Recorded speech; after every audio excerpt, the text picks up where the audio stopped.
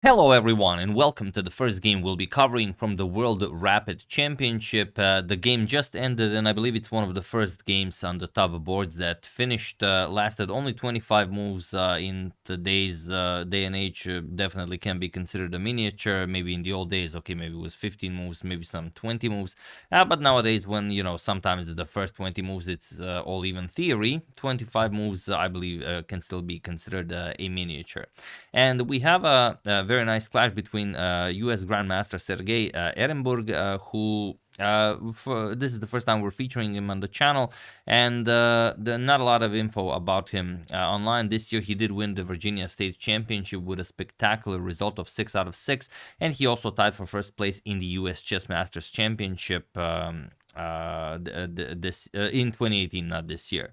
And his opponent, of course, everyone knows him, the legend himself, Alireza Firouzja, who last year has not competed in the World Rapid and Blitz Championship, so he is looking to claim at least one of the top 3 spots, as are many, many other players. Magnus is the defending champion. Last year he won the World Rapid and Blitz Championship, so everyone, of course, will be going after Magnus. So we'll see how that goes, but this game is all about, one of these two gentlemen. So let's check it out. Sergey has the white pieces and he opens with pawn to e4. Alireza replies with pawn to c5, signaling that he's definitely ready for a fight, and we're all very much looking forward to seeing what he prepared. Knight to f3, d6, and already a slight deviation. Bishop to b5 check. The canal attack or the Nimzovich-Rossolimo, depending on what black plays. We have knight to d7 and pawn to c3. We have knight to f6 and now queen to e2. The queen is excellently placed here. You will castle kingside and then maybe some d3 or d4 action later on. We have pawn to a6, chasing away the light square bishop, bishop a4, and pawn to b5. We have bishop back to c2, and Alireza also uses a move to develop the light square bishop, putting pressure on that e4. As it's sufficiently defended, you don't need to defend it again. Castles kingside by Sergey and pawn to g6. Alireza will now fianchetto the dark square bishop as well. Pawn to d4 and bishop to g7. And here there are a couple of games that reach this position, and most of them rook to e1 or rook to d1 was played. Here we have pawn to b3, and it is now as of move 10 that we have a completely new game. And okay, it could be a move that can be played, but maybe against Alireza is a bit too slow. But okay, we have castles kingside, bishop to b2, and Alireza just continues nicely developing, rook to c8. We have pawn to a4, and finally a trade in the center. C captures on d4, we have C captures, and now knight to h5. As the bishop has been fianchettoed, the knight wants to come to f4, and you should, especially since this is rapid time format, sorry I haven't allowed the clock times here, let me just fix that real quickly, as, okay, it is somewhat important, especially for rapid. Let me just load that up, sorry about that. There we go. Just so you have the times.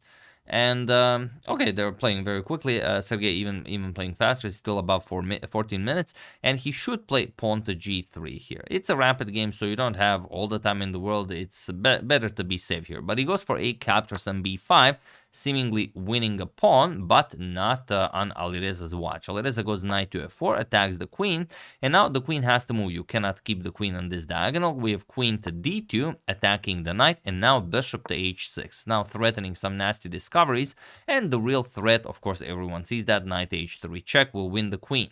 So king to h1. Of course, this is the best move. A captures on b5, and now pawn to d5, locking out the light square bishop out of the game. And Alireza says, all right, you locked out my bishop, I'm gonna lock out your bishop. So pawn to e5. And now the position either remains closed, which will favor Alireza, or you capture en passant, and then both of the bishops become free. So d captures on e6, en passant, we have f captures on e6, and now continuing development with tempo. Knight to a3, and here Alireza invested some 2 minutes on this move, deciding on whether to maybe defend or maybe to strike in the center with pawn to d5. Alireza plays knight to f6. He wants to get the other knight into the attack as well. And here, knight captures on b5, grabbing material and now putting pressure on that d6 pawn. And it's up to Alireza to make it count. He plays pawn to d5, and the position is objectively equal.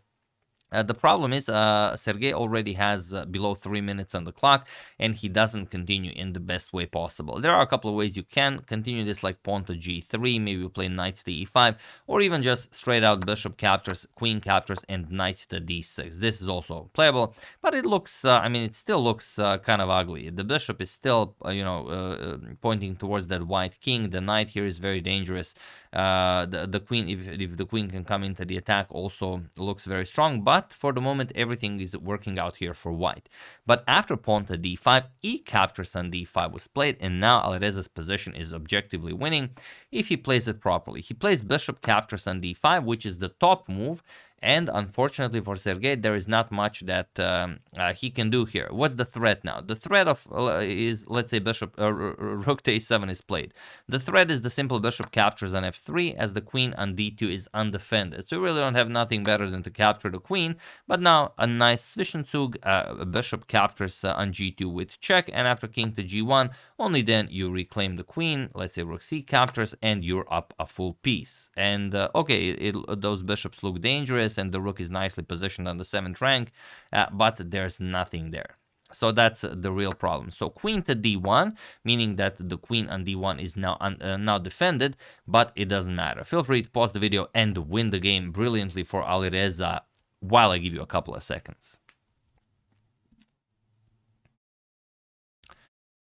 So for those of you who were able to do it, congratulations on finding this tricky maneuver. And for those of you who just want to enjoy the show, it is knight captures on g2. With so little time on the clock, Sergey of course missed this, as the move was impossible when the queen was on d2, because the queen would just capture the bishop on h6.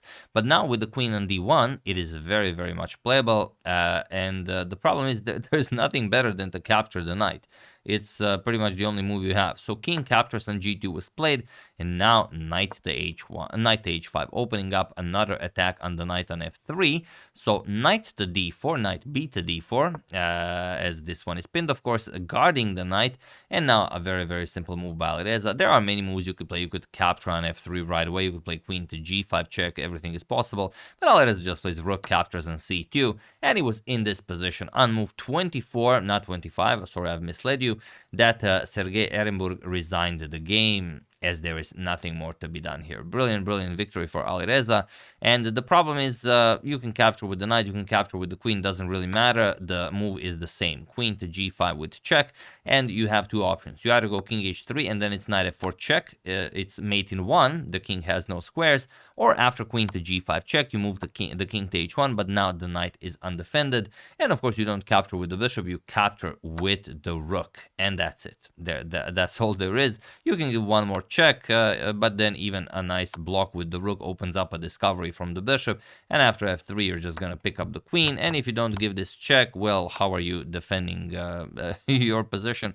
Once the rook moves, it's just gonna be checkmate from the bishop, so it's completely hopeless. And after rook captures on c2 on move 24, Sergey resigned. So yeah, that's the game. Hope you guys enjoyed it. Some fireworks to start off the World Rapid and Blitz Championship by none other than Alireza Firouzja. Like I said, he missed the last year's show, so he will try to do very well this year. Who do you have as favorite? Is it Arjun? Is it Alireza? Is it Nodrbek? Is it someone else? Is there someone who will challenge Magnus? What is your say on this? So yeah, hope you enjoyed it. Very much looking forward to covering other games. Do use that hashtag suggestion, because there are so many games being played so fast, and if you see a nice game, just use hashtag suggestion and I will very gladly go over it. So yeah, hope you enjoyed it. I would like to thank Bartel Kroll, Lawrence Brazer, Frank Pluy, Timothy Rosen, and Mark Henley Brennan for your contribution to my channel. Thank you a lot. I really appreciate it. As usual, you can check 2 of my previous videos here. Thank you all for watching, and I will see you soon, continuing the coverage of the fireworks until it finishes. Thank you all. I will see you soon, and have an excellent rest of your day.